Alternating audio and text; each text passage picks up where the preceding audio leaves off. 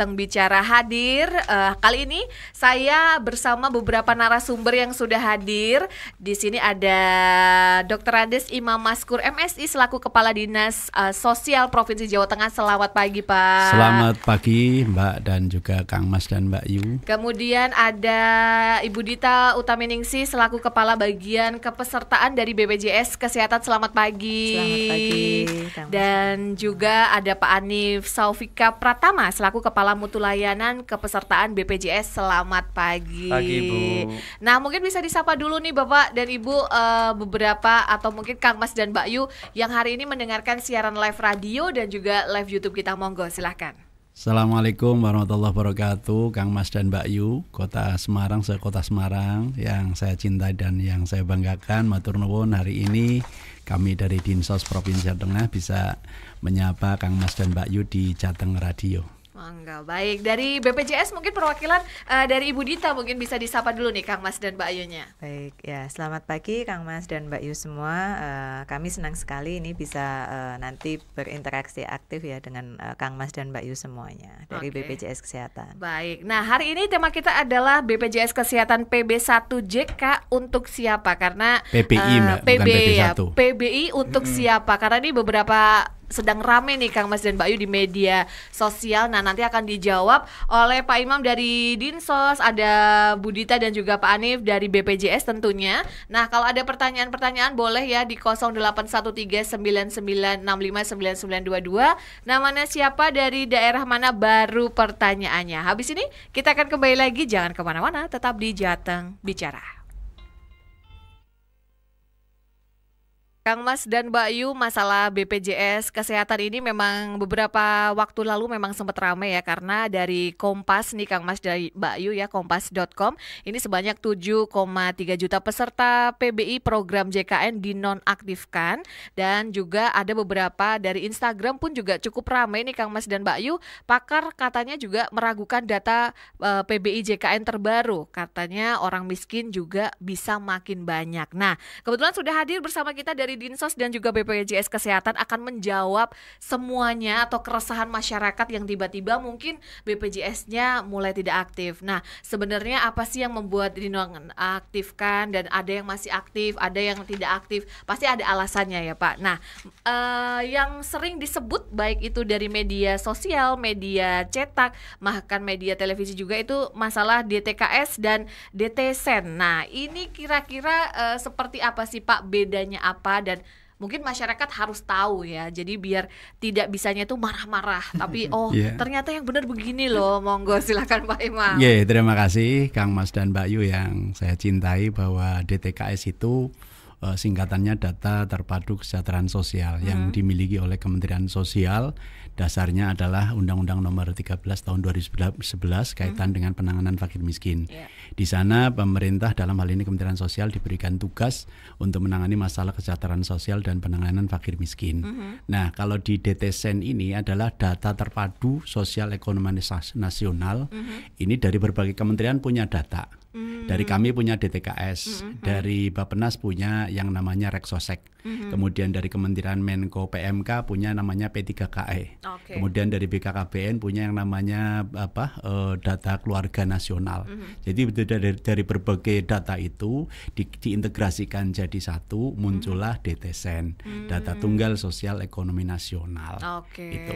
Baik. Nah, nanti mungkin bisa dijelaskan ya Pak Imam, kriteria penilaiannya seperti apa gitu, sehingga masyarakat tuh pun juga, oh ya, saya harus tahu diri nih, kenapa saya dinonaktifkan, berarti saya bukan termasuk warga yang kurang mampu seperti itu. Tapi sebelum nanti Pak Imam menjawab, kita mau ke BPJS dulu yang rame. Katanya yang dinonaktifkan itu kan banyak sekali. Ini cukup membuat kaget ya. Nah, apakah ini benar atau sebenarnya tidak benar? Monggo, silahkan BPJS menjawab. Oke ya, jadi terkait dengan tadi ya Mbak, yang menyambung yang disampaikan oleh Bapak Imam, memang terkait dengan PBI itu kan ada terdampak mulai di yang Juni dan di Juli ini memang secara 35 kabupaten kota yang ada di Jawa Tengah itu jumlah yang dinonaktifkan baik dari 2 surat keputusan itu ada sekitar 1,3 juta yang 1,3 juta ya, dinonaktifkan oke. ya dari kepesertaan PBIJK-nya sendiri. Jadi mungkin jadi kan ada sejumlah 1,3 juta itu yang mungkin ada proses untuk nanti ya tadi misalnya mungkin ketika akan menggunakan kok tidak aktif. Nah, itu dia. Itu yang bikin panik ya tentunya. Iya, iya. Nah, dari 1,3 juta yang dinonaktifkan ini tentunya pasti ada alasannya dong. Nah, dari Dinsos dulu nih, nanti baru dari BPJS kenapa seperti itu. Monggo silakan Pak Imam. Iya, dari DTSN itu nanti akan digunakan untuk semua kebijakan kementerian maupun lembaga maupun kabupaten kota. Nah, dari DTSN ini kemarin sudah di-ground check oleh teman-teman pendamping PKH 1,8 juta di ground check, artinya diverifikasi dan validasi. Kemudian untuk pengolahan dia masuk desil 1, desil 2, desil 3 dan sampai dengan desil 10 itu semuanya ada di Proximintes yang ada di BPS. Jadi yang menentukan desil 1, desil 2 dan sampai dengan desil 10 adalah BPS dalam hal ini. Nah, kemudian ternyata muncul 1,3 juta orang yang ternyata dinonaktifkan BPJS-nya dalam hal ini melalui PBI, bantuan iur itu. Nah, dari bantuan iur itu yang diberikan atau yang dibayarkan pemerintah itu yang tidak diaktifkan, itu kriteria cukup banyak, Mbak. Ada yang ternyata dia itu sudah meninggal dunia, kan secara otomatis sudah hilang. Kemudian ada juga yang sudah posisi naik dalam arti dia sudah tidak masuk dalam desil 1, 2, 3, 4 yang perlu diintervensi dengan perlindungan PBI itu.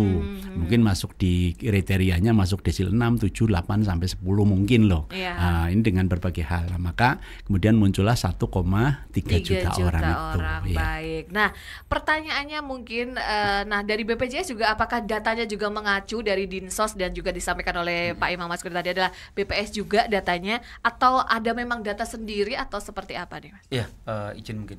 Jadi kalau kami tentunya BPJS Kesehatan kan kalau untuk data PBI itu kami tidak memiliki tidak memiliki kewenangan untuk melakukan verifikasi. Jadi intinya kalau untuk PBI baik yang JK, terutama hari ini yang PBI JK ya, Jaminan Kesehatan yang memang didaftarkan oleh pemerintah pusat melalui Kemensos, tentunya kami patuh. Ketika dari Kemensos sudah mendaftarkan sejumlah orang sekian, itu kami terima. Ada juga yang kemudian dilakukan verifikasi ternyata mungkin tidak masuk ke kriteria yang ditetapkan oleh Kemensos, ya tentunya kami terima, kemudian kami tentunya tidak lanjuti sesuai ketentuannya. Ini yang kemudian masuk ataupun yang keluar seperti itu. Jadi kami dalam hal ini kewenangan kami tidak melakukan verifikasi, tetapi fokus adalah melakukan tindak lanjut dari tadi ya yang disampaikan SK-nya ini berapa itu kita tidak lanjuti seperti itu. Baik. Jadi semua data itu dari BPS dulu ya seperti itu ya Bapak ya. Kemudian Dinsos barulah BPJS mengacu dari data tersebut. Nah, yang bayar kan Kemensos. Iya.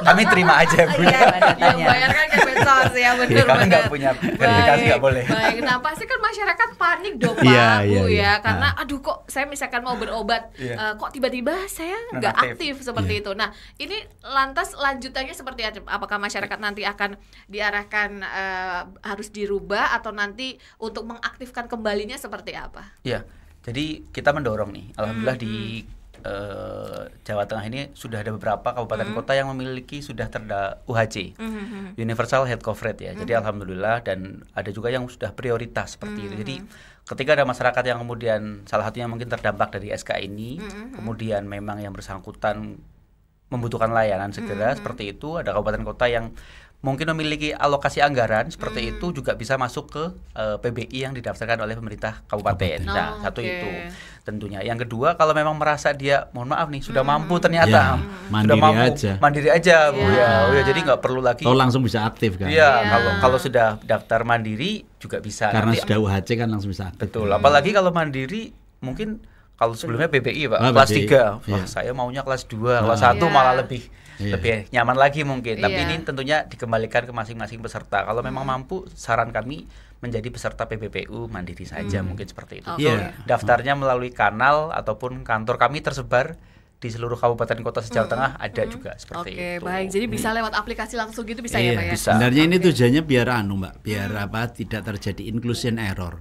Orang yang sebenarnya sudah tidak layak mendapatkan PPIJK, biar dia mandiri. Nah, kalau yang exclusion error yang sebetulnya harus dia dapat, tetapi dia belum dapat alokasi, belum dapat perlindungan PBI, itu yang dimasukkan. Mestinya kayak gitu. Mestinya seperti itu ya. Nah, Idealnya. Masalahnya banyak masyarakat kadang yang aduh, saya tuh ngerasanya harus dibantu seperti itu. Iya, kalau dalam hal permintaan bantuan sosial tidak ada orang yang menolak bener, itu. Pak. Kalau Bahkan misalkan, yang sudah kaya aja saya melarat toh kayak gitu. Nah, itu dia. Ya. Kalau Dinsos sendiri nih Pak, karena kan Dinsos itu pasti yang akan langsung berhubungan ya dengan masyarakat dan akan turun ke masyarakat untuk mendata. Nah, itu kriteria pendataan yang memang masuk dalam data PBI ini seperti apa sih? Ya, jadi Kang Mas dan Mbak Ayu nggak usah khawatir ketika memang yang sudah asalnya dapat PBI kemudian di delete atau tidak aktif bisa direaktivasi. Jadi diaktifkan kembali boleh, enggak apa-apa. Tapi nanti khusus yang reaktivasi itu perorangan yang memang benar-benar membutuhkan penanganan kesehatan. Misalkan dia sakit yang sangat kronis, gagal ginjal, jantung dan sebagainya, itu didaftarkan aja, direaktivasi lagi, toh tidak sulit. Nah, tidak sulit untuk direaktivasi lagi. Nah, jadi nanti ini untuk ketika masyarakat memang membutuhkan itu. Dan kalau masyarakatnya sehat, ya saya kira tadi yang disampaikan oleh dari BPJS, kalau seandainya dia mampu ya didaftarkan di mandiri saja. Kalau memang benar-benar dia tidak mampu, memang untuk reaktivasi ini perorangan, tidak satu keluarga yang sakit saja. Itu aja sih. Baik, mungkin dari Ibu Dita ada tambahan gitu? Monggo silakan. Iya, jadi terkait reaktivasi kalau memang itu kan sudah sesuai dengan kriteria yang ditetapkan oleh Dinsos tadi seperti yang disampaikan Pak. Kemensos bukan Dinsos. Iya, dari Kemensos ya. Nanti nyerangnya ke Dinsos provinsi semua. Dari Kemensos. Jadi nanti ketika memang sudah sesuai dengan kriterianya, kemudian sesuai dengan syarat yang ditetapkan oleh Kemensos, nanti itu kan akan disetujui ya, dimasukkan di usulan, kemudian disetujui oleh Pusdatin. Nah, nanti kami menerima data itu, kemudian nanti kami akan melakukan aktivasi dan langsung aktif. Dan langsung tidak usah nunggu.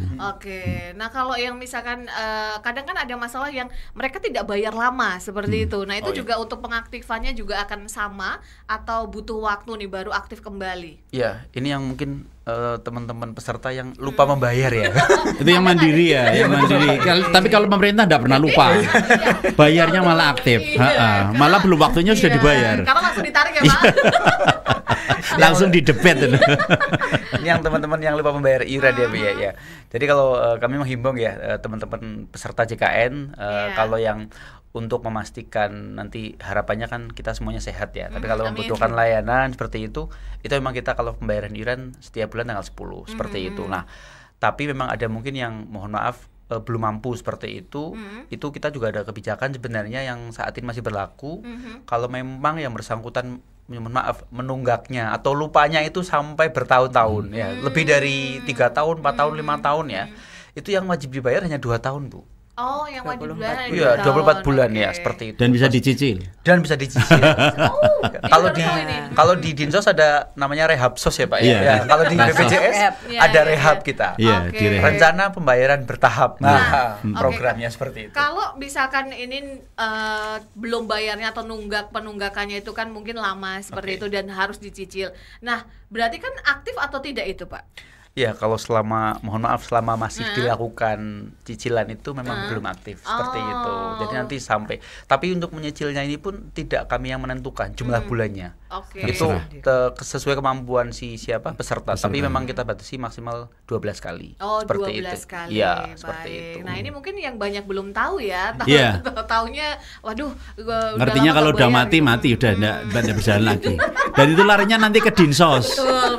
Pak, saya sudah enggak aktif sekian tahun, Pak tunggakan saya 4 juta. Tolong Pak Gubernur dibantu. Akhirnya turunnya ke saya kan. Nah ini yang banyak tiap bulan mesti ada di tempat kami. Terus jawabannya apa biasanya begitu? Nah saya kan tidak ada kompromi dengan BPJS, tetap kami bantu. Tapi saya dengan kemampuan dari pemerintah provinsi dalam hal ini lewat UPZ bisa, unit pengumpul zakat, lewat CSR bisa, itu banyak. Betul.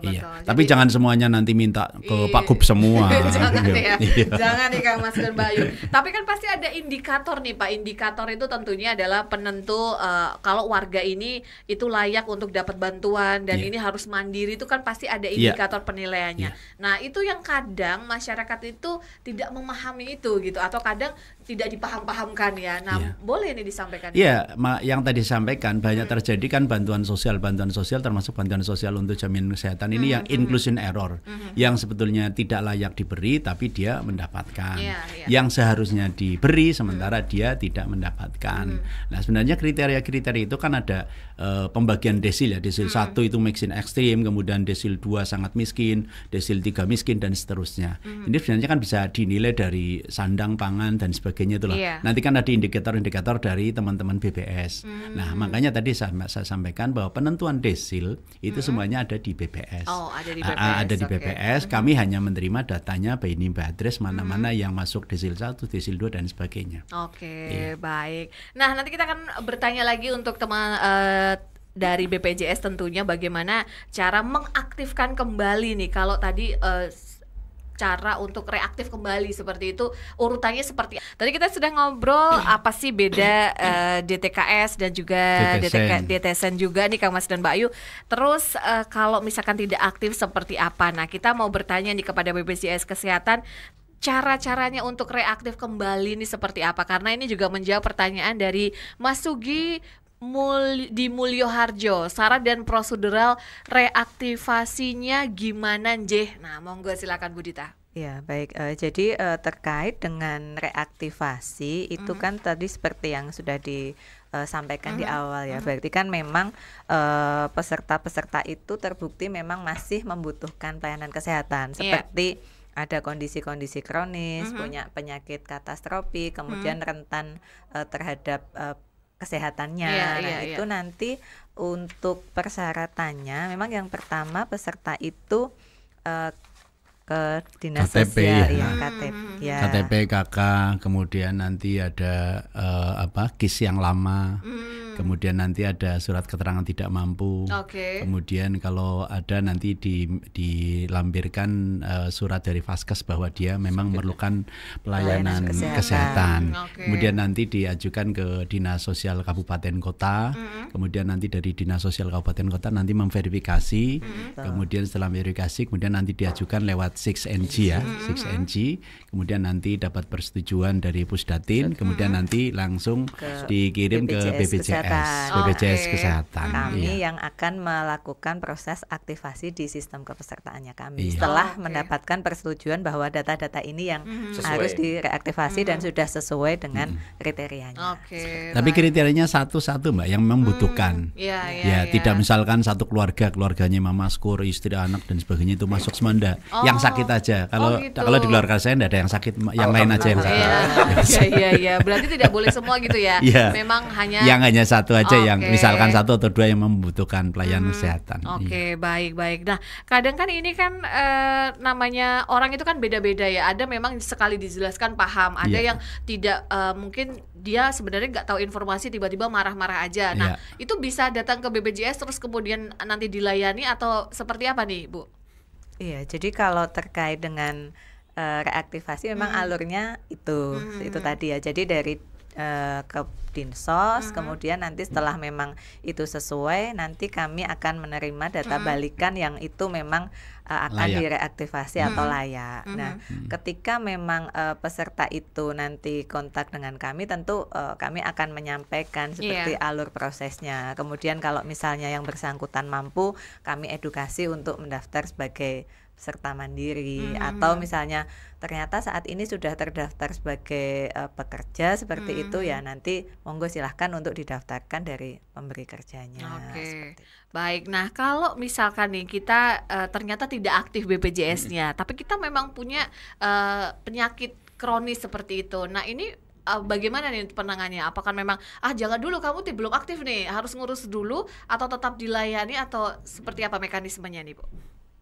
Ya, jadi kalau misalnya memang yang bersangkutan sakit nanti akan mengurus itu tadi reaktivasi ya dengan persyaratan yang sudah ditentukan ketika layak kan itu nanti akan langsung diaktifkan ya Mbak. Setelah memang disetujui sesuai kriterianya kami akan mengaktifkan seperti itu. Baik. Jadi otomatis ya jangan khawatir gitu kan ya masyarakat ya. Dan ini juga tentunya kan berat ya buat Dinsos juga nih Pak, memastikan kalau masyarakat Jawa Tengah khususnya ini harus semuanya aman dan memang terfasilitasi kesehatan, apalagi BPJS kesehatan ini. Nah, usaha atau upaya yang sejauh ini dilakukan ini seperti apa nih Pak?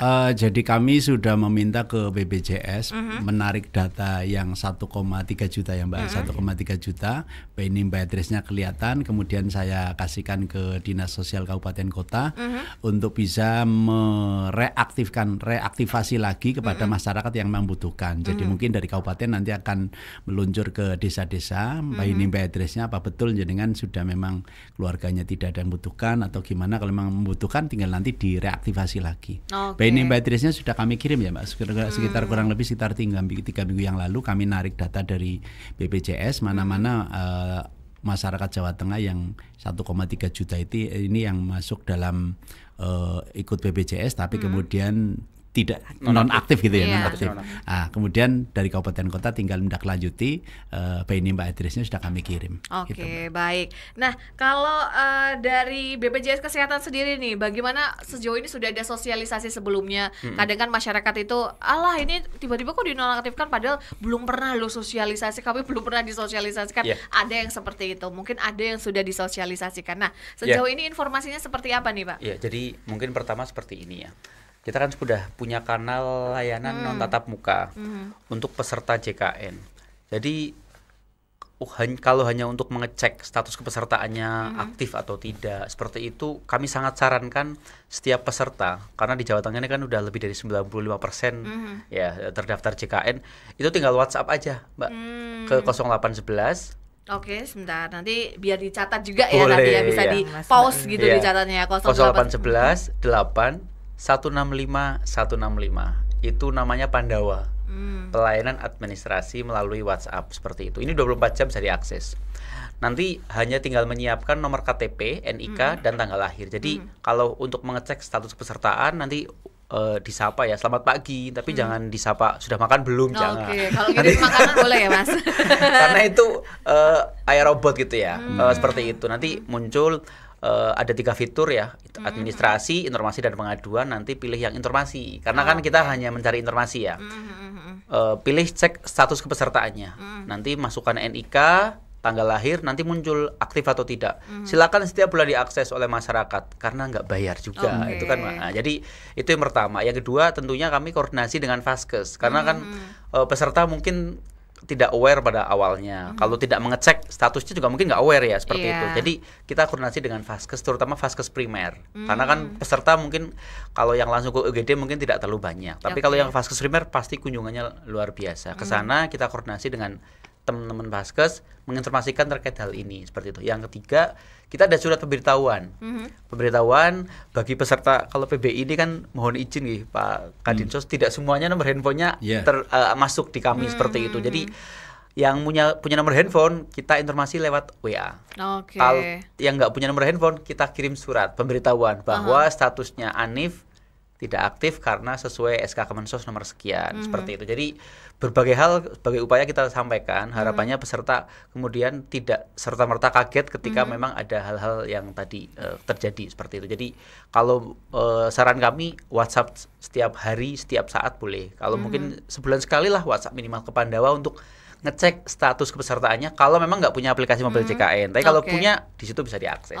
Jadi you, itu ya. Mobile JKN ya. Aplikasi mobile JKN boleh. Itu bisa di download kali itu. Di-download, setiap orang bisa mengakses di situ. Baik. Ini juga sedikit menjawab pertanyaan nih, katanya sebenarnya BPJS Kesehatan itu tuh sifatnya sukarela atau wajib, karena kadang kita justru lebih sering memakai asuransi selain BPJS, tapi kita pernah lupa untuk membayar, bahkan kita sampai ditagih, penagihnya itu datang ke rumah. Apakah itu resmi atau memang itu mengada-ada? Monggo. Iya. Jadi kalau ini BPJS Kesehatan kan memang ditunjuk oleh pemerintah ya sebagai badan penyelenggara jaminan sosial. Nah, memang ada 2, kesehatan dan ketenaga kerjaan. Nah, kami ditunjuk oleh pemerintah sebagai badan penyelenggara yang kesehatannya seperti itulah. Ini memang sifatnya wajib seperti itu, wajib untuk seluruh warga negara Indonesia, bahkan untuk WNA. WNA yang minimal tinggal di Indonesia minimal 6 bulan, karena cari cuan di sini ya Pak ya. Cari cuan di sini juga kita wajibkan ya. 6 bulan minimal kita tetap wajib untuk jadi peserta JKN. Terkait tadi yang mungkin petugas yang menyampaikan bahasanya menagih seperti itu ya. Kami memang punya tim namanya kader JKN. Kader JKN. Itu pasti dilengkapi rompi, atribut segala macam resmi. Tapi itu sifatnya memang menyampaikan informasi terkait mungkin mohon maaf tunggakan iurannya. Kalau memang kemudian yang bersangkutan mungkin ragu-ragu mau bayarnya nggak ke yang bersangkutan, boleh. Kantor BPJS. Mohon izin. Selama ini kantor belum Pak, kalau bisa. Kalau bayarnya ke ya sebut merek boleh ya. Boleh.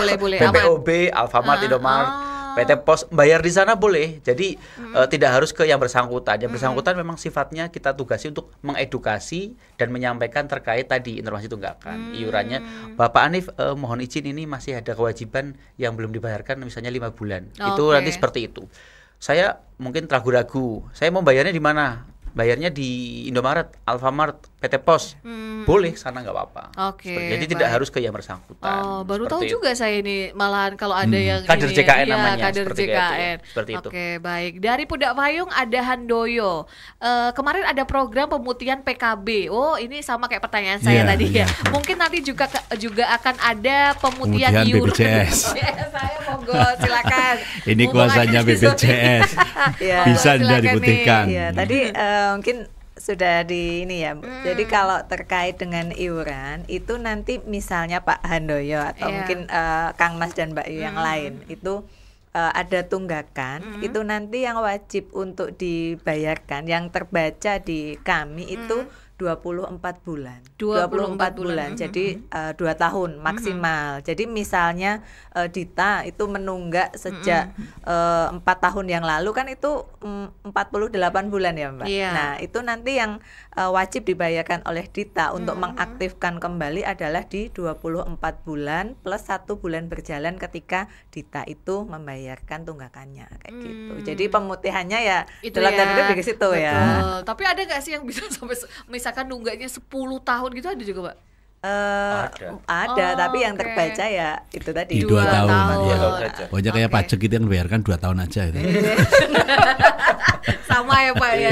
Baik. Tapi kan dibayarkannya semuanya, satu keluarga. Misalnya tukar 5 kan 5 semuanya kan. Iya, betul.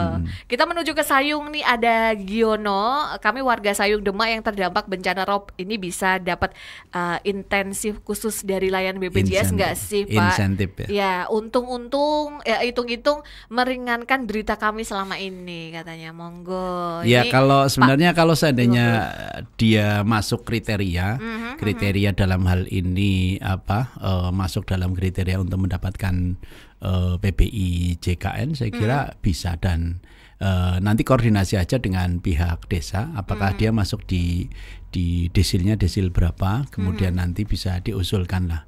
Memang untuk Sayung kami merasa prihatin juga karena dampak rob ini sangat luar biasa. Betul. Kemarin semua OPD ya intervensi semua, termasuk kami juga mengintervensi ke sana dengan pemberian bantuan, tapi bantuannya ya sifatnya insidental ya, hanya sembako. Kemudian kalau seandainya semacam permodalan juga tidak terlalu banyak. Kemarin ke sana. Memang ya Sayung boleh dikatakan perlu perhatian juga. Coba kami nanti koordinasikan dengan kabupaten kota. Kalau seandainya kabupaten kota nanti bisa membackup PBI JKN-nya melalui Pemda ya, lewat APBD mungkin bisa. Kalau memang nanti di APBD tidak bisa, mungkin kami akan koordinasi dengan pendamping kami yang ada di Sayung, satu kecamatan, kalau tidak salah ada 23 desa. Barangkali nanti bisa yang sudah tidak aktif bisa reaktivasi, kemudian kalau memang dia layak untuk bisa diusulkan. Toh itu tidak hanya reaktivasi saja, setiap 3 bulan sekali kan kita ada ground check. Ground check itu tujuan utamanya adalah memverifikasi dan validasi. Mungkin bulan ini dia masuk dalam kriteria harus diberikan bantuan PBI. Tapi bulan berikutnya ternyata dia 3 bulan berikutnya dia sudah lumayan, mungkin akan keluar dari situ, boleh. Jadi setiap 3 bulan sekali kita mengadakan ground check. Nah kalau dari BPJS Kesehatan sendiri mungkin ada nggak sih misal bantuan-bantuan gitu atau untuk dalam kasus-kasus khusus seperti ini ya, contohnya Sayung gitu? Ya kalau jadi kami kebetulan untuk Kabupaten Demak kan masuk wilayah kerja kami ya, ke BPJS Cabang Semarang. Jadi kita memang kalau untuk saat ini bantuan secara khusus memang kalau BPJS Kesehatan kan tidak domain di situ seperti itu ya. Kami tentunya koordinasi dengan Vaskes tingkat primer ya seperti itu ya di sana seperti itu. Jadi memastikan adalah agar pelayanan kesehatan di Sayung pun itu dapat berjalan dengan baik seperti itu. Dan jika memang peserta-peserta di wilayah Kecamatan Sayung khususnya ya, kemudian di situ aksesnya mungkin terbatas ke Vaskes juga kami fasilitasi jika ingin melakukan perubahan Vaskes kemana, ketika memang Vaskes yang kemudian sebelumnya terdampak seperti itu dan tidak bisa diakses juga kemudian bisa diakses ke tempat yang lain, kita fasilitasi untuk proses perubahan Vaskesnya seperti itu, tentunya atas keinginan dari si peserta seperti itu. Oke, baik.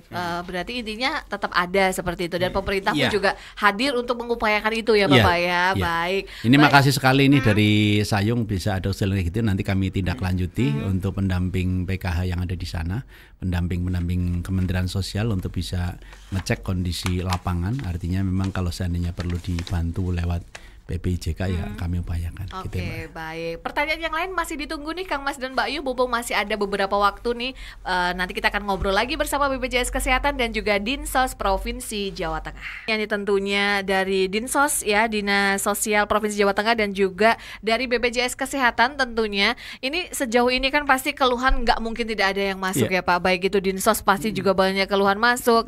Kemudian BPJS juga banyak keluhan yang masuk tentunya. Untuk meyakinkan masyarakat, kadang itu masyarakat itu masih berpikirnya begini, alah apa sih BPJS gitu kan, ini tuh kayak kita juga nggak pakai BPJS nggak apa-apa kok, masih pada asuransi yang lain.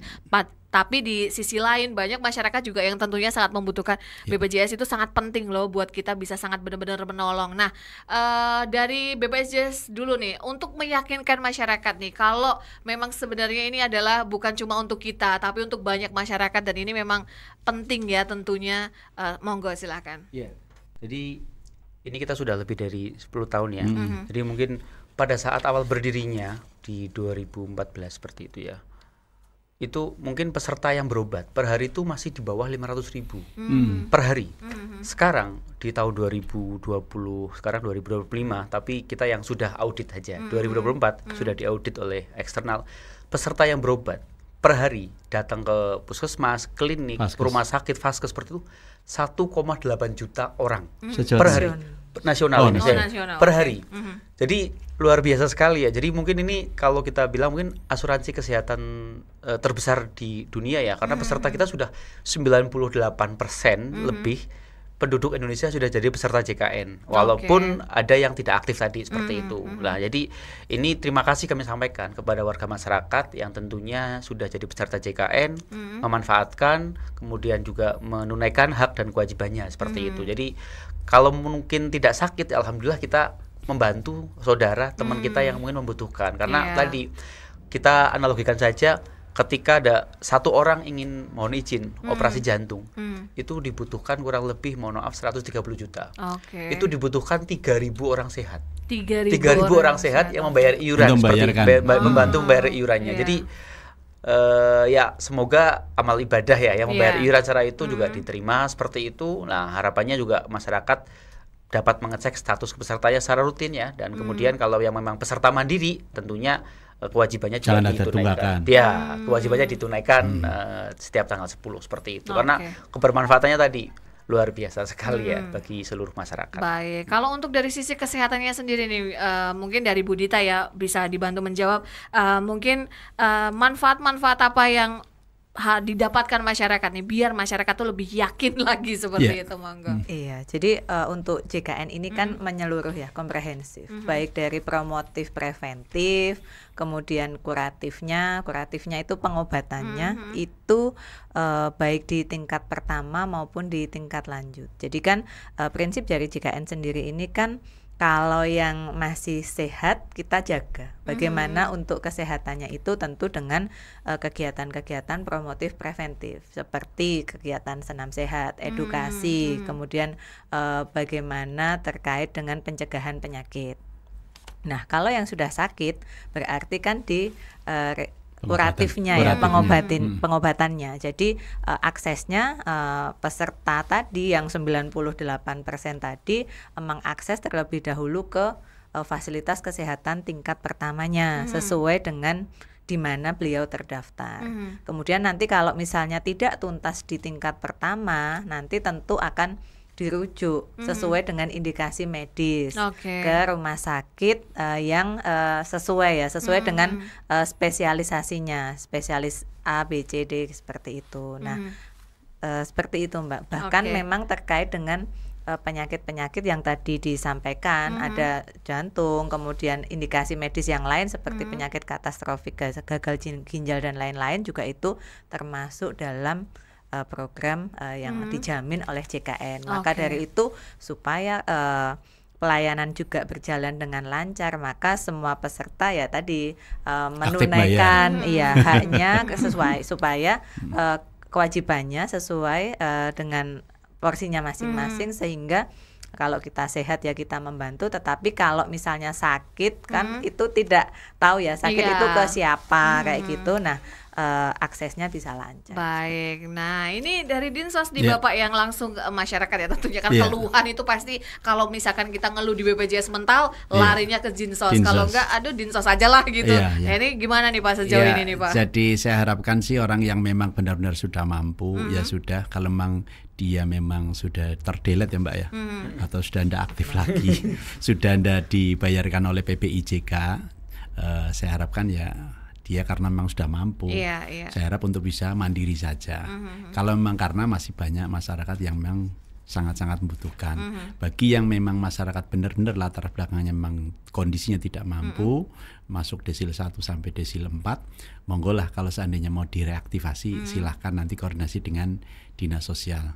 Saya kira insya Allah ada jalan keluar. Ya tidak usah ngamuk-ngamuk di medsos dan sebagainya. Jangan ya Pak ada solusi lah insya Allah ya. Nah ini terakhir nih untuk pertanyaan terakhir maksudnya ya. Jadi sinergi antara BPJS Kesehatan dan juga tentunya Dinas Sosial Provinsi Jawa Tengah untuk memastikan nih agar warga miskin ini tidak kehilangan atas hak layanan kesehatan. Ini sekaligus menjawab pertanyaan dari Pak siapa ini tidak ada nama, katanya biar masyarakat yang mampu ini katanya masih banyak masyarakat yang mampu dapat PBI ya tercatat sebagai penerima bantuan, sementara sebagian masyarakat miskin tidak justru dapat, belum terdaftar. Itu yang tadi sampaikan ada inclusion error dan exclusion error. Nah DTSN ini mudah-mudahan melalui data tunggal sosial ekonomi nasional, mudah-mudahan ya bisa meminimalisir kita memberikan bantuan sosial, baik wujudnya bantuan sosial untuk kesehatan, bantuan sosial dalam arti untuk setiap bulannya dan sebagainya, kan ada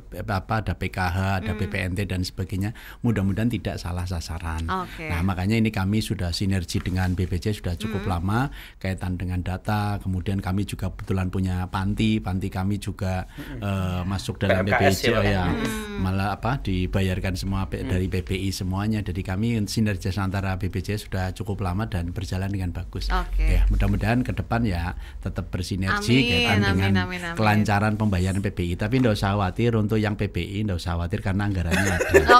Tidak usah mikir jenengan itu tunggakan tangkir. Yang mikir tunggakan itu bagiannya yang mandiri aja.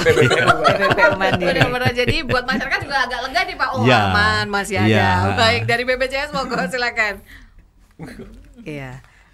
Jadi kami tentu ya tadi berkomunikasi ya terkait memang kan sinergi kita kan udah lama ya, udah lama. Kemudian ketika nanti memang ada hal-hal yang memang harus kita komunikasikan, misalnya keluhan peserta, kan mungkin keluhan itu tidak hanya melibatkan kami saja ya Mbak ya, tetapi juga stakeholder atau dinas. Nah kaitannya mungkin kalau nanti dengan dinas sosial ya kami berkoordinasi supaya nanti bagaimana peserta itu tepat seperti itu ya, tepat bagaimana harus kemananya seperti itu, tidak mendapatkan informasi yang salah, sehingga nanti kalau misalnya sudah terarahkan dengan benar, pastikan nanti proses yang selanjutnya pasti jadi lancar seperti Oke, baik. Kalau begitu, waktu juga sudah nggak Iya, kerasa ini ini jam sudah 1 jam 9.57 ini. betul. Closing statement ya, baik dari Dinsos dan juga BPJS. Monggo dari Pak Imam Maskur dulu, monggo silakan Pak. Terima kasih. Jadi Kang Mas dan Mbak Yu, kami sampaikan terima kasih pertemuan hari ini. Jadi untuk masyarakat yang memang tadi disampaikan dari BPJS ada 1,3 juta orang di Jawa Tengah yang ternyata PPIJKN-nya tidak aktif, tidak usah khawatir, pemerintah tetap memberikan solusi berupa reaktivasi PPIJK. Tadi prosesnya sudah saya sampaikan, mudah-mudahan masyarakat bisa langsung koordinasi dengan dinas sosial kalau seandainya memang masyarakat memang butuh, benar-benar butuh karena kondisi masyarakat tersebut memang kondisinya sakit, kemudian perlu pelayanan kesehatan rutin dan sebagainya, monggo bisa direaktivasi kembali. Kemudian yang kedua, saya titip masyarakat yang sudah tidak diaktifkan lewat PPIJK berarti sudah penilaiannya dari BPS sudah dinilai kemungkinan besar sudah dianggap mampu, maka beralihlah untuk ke mandiri saja. Gitu Pak. Baik, monggo. Silakan dari BPJS, monggo silakan. Iya, jadi kalau BPJS Kesehatan kita ingin memastikan gitu, jangan sampai tidak tahu status kita aktif atau tidak ya, seperti itu. Jadi pastikan kalau untuk mengecek jangan sampai nanti sudah sakit, sudah masuk rumah sakit baru ngurus, nanti kan pasti ada proses ya. Betul. Kalau memang ada keluarga yang mendampingi mungkin lebih nyaman, tapi kalau memang mungkin pas sendiri segala macam itu dipastikan kembali. Kalau memang yang bersangkutan PBI ada proses reaktivasi. Kalau memang yang bersangkutan misalnya orang tuanya yang punya anak yang sedang kuliah, itu juga bisa direaktivasi ke kami langsung. Karena kan anak usia 21 sampai 25 juga masih berhak untuk mendapatkan jaminan dari JKN seperti itu. Silakan akses untuk kanal kami di Care Center 165.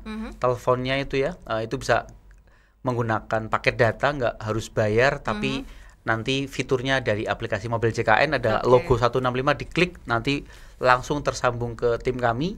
Atau mungkin kalau yang nggak punya handphone yang support misalnya, pasti WA pasti punya dong kayak gitu ya. WhatsApp ke nomor Pandawa kami di 0811 8165 165 untuk pelayanan informasi, pengaduan maupun administrasi oleh petugas kami yang sudah ready seperti itu. Itu nanti akan dijawab 24 jam seperti itu ya, atau jam kerja saja? Kalau untuk akses informasi 24 jam.